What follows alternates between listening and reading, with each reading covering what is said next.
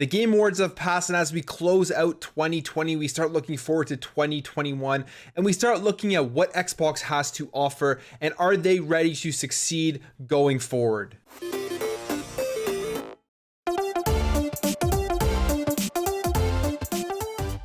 What is up, everybody? Welcome back to another video. Thank you for stopping by. If you're new here and you enjoyed what you see throughout this video, hey, maybe consider subscribing to help this channel grow. I'd really appreciate your support helping grow this community so we can have some great conversations in the comments below. But for now, let's jump into this. So the Game Awards have come and gone, and there were a ton of announcements. It was a really long show. In general, I thought that it got a little long in the tooth near the end. It kind of needs to be a bit shorter, but Xbox really showed up and they showed off a decent amount of stuff. So obviously starting off with the big announcement of the initiative working on a reboot of the Perfect Dark series. Then there was Arc 2, which was a big surprise to me, and Vin Diesel being in the actual trailer itself, which was completely out of left field, but that's pretty exciting for a lot of people, especially if you were into Arc 1. I know there's a big community around that game. There was Yakuza coming to Game Pass, so more Yakuza games coming to Game Pass. I think it's Yakuza 1 to 6 will be making its way onto Game Pass, which is really cool, especially because it just shows that relationship between Xbox and Sega is good as they're allowing their games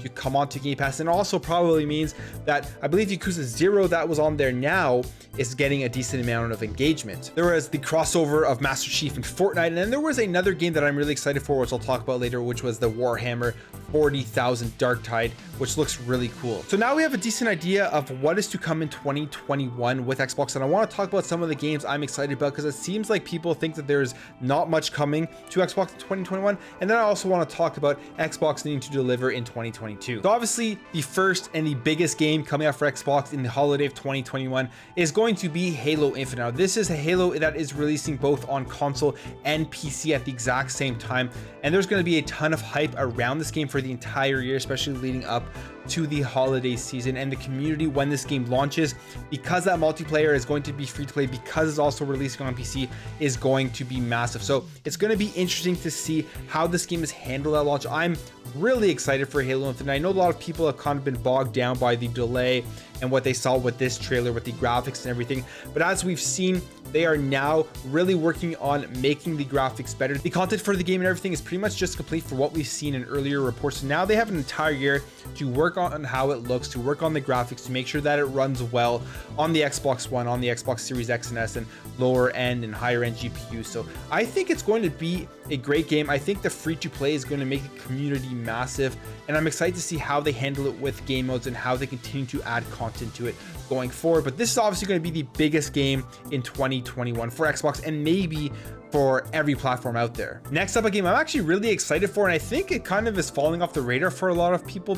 I could be wrong on that, but it's Psychonauts 2. Now the first Psychonauts was a really fun action platformer with really cool characters, lots of good humor and stuff like that, and Psychonauts 2 seems like it's going to be the same.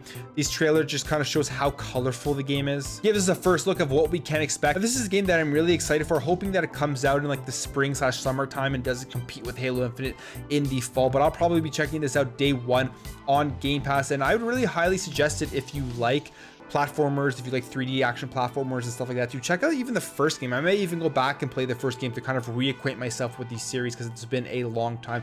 I've said many times on my channel before that I love platformers, I love action platformers, some of my favorite genres, so I'm super excited for Psychonauts 2. Next up, we got a game that I think is on a lot of people's radars, and that is The Medium. Now The Medium is like a psychological horror thriller game. It takes place in Poland in the late 90s, and it has a type of gameplay called dual reality gameplay. And basically the premise of the game is that you're able to travel between worlds, so you're able to travel between the real world and then the spirit world at the same time and play in these worlds at the same time. So it seems like it could be really cool. It seems like it could fill that void for a lot of people who are begging for a new Silent Hill, who are begging for new horror games and stuff like that. This could be that game that kind of steps in and gives a new take on this style and this genre of games, and I'm just really excited to see what they do with this game graphically, specifically to see how they use the Xbox Series X, because this is a game that is supposed to be built from the ground up for the Series X, and it'll be one of those first games that hopefully wows everybody for the next generation. Next, we have Warhammer 40,000 Darktide. Now they showed this off at the Game Awards, but they have this trailer, which is longer, that they released after.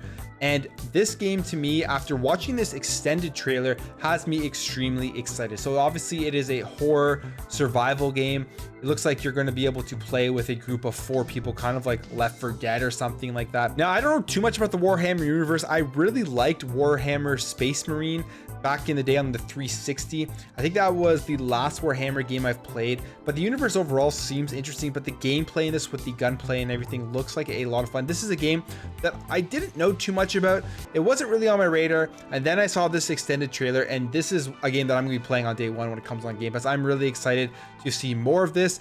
And I think this is going to be pretty popular, especially if they knock it out of the park with the co-op gameplay, if they make it similar to Left 4 Dead. I know we also have that Bad for Blood game coming out, which is like the spiritual successors to Left 4 Dead, so we'll have some competition. But we'll have to wait and see how it fares. I'm hoping this comes out as well in the next couple of months. I'm hoping that Xbox is kind of smart with their releases and they don't put too many games out there to compete with Halo Infinite, because I don't know how well they will fare if they do that. Next, we have the Gunk. Now, this is a game when I first saw, I got interested right away just because of the style of game it seemed like, which was like a third-person action platformer. And like I've said already, that I love those style of games. The graphic style caught my attention right away. So it is a game that I am definitely looking forward to. I have no idea when it's going to be released, but it says 2021. The game is about 2 friends who run a small scavenging outfit together. They travel around space. They notice one time that there is gunk out there on one of these planets, and they go to it, and then they realize that they have to fight this gunk. So that's like a very quick premise of what the game is. But yeah, it looks like a game that is definitely my style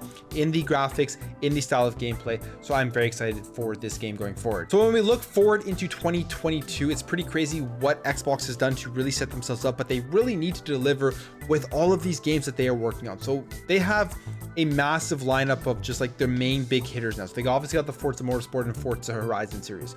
They have the Gear series. They have the Halo series. Then they have the reboot of Perfect Dark, which they just recently announced, and the reboot of Fable coming. So those are the 5 main really massive Xbox games, and that's not even counting things like Avowed, Everwild, State of Decay 3, Hellblade 2. So there is so many games to come in the upcoming years, but Xbox really needs to deliver on this.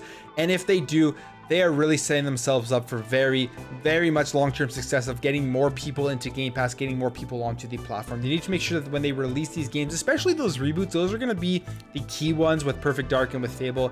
They need to make sure that they are bringing back all of the stuff that people loved from the old games, but also adding in new interesting features, making sure that the stories are interesting, make sure that the graphics are up to par for what we expect on a next generation console with the Series X, and just deliver on the things that they promised. When I look at the future, I think at 2021, and I think there's tons of great games. Besides Halo Infinite, though, there isn't that massive, huge hitter title that is going to cause hype, which to me doesn't really matter. As long as the games are fun and good, I'm happy with that, and I think there will be a ton of great content. Then you look at 2022 and beyond, it just is going to be crazy if they deliver on all of these games that they are working on. And I'm sure I missed a ton of games that other people are excited for as well. So that's it for me. Let me know what you guys think about this in the comments below. Let me know what the games you're excited for.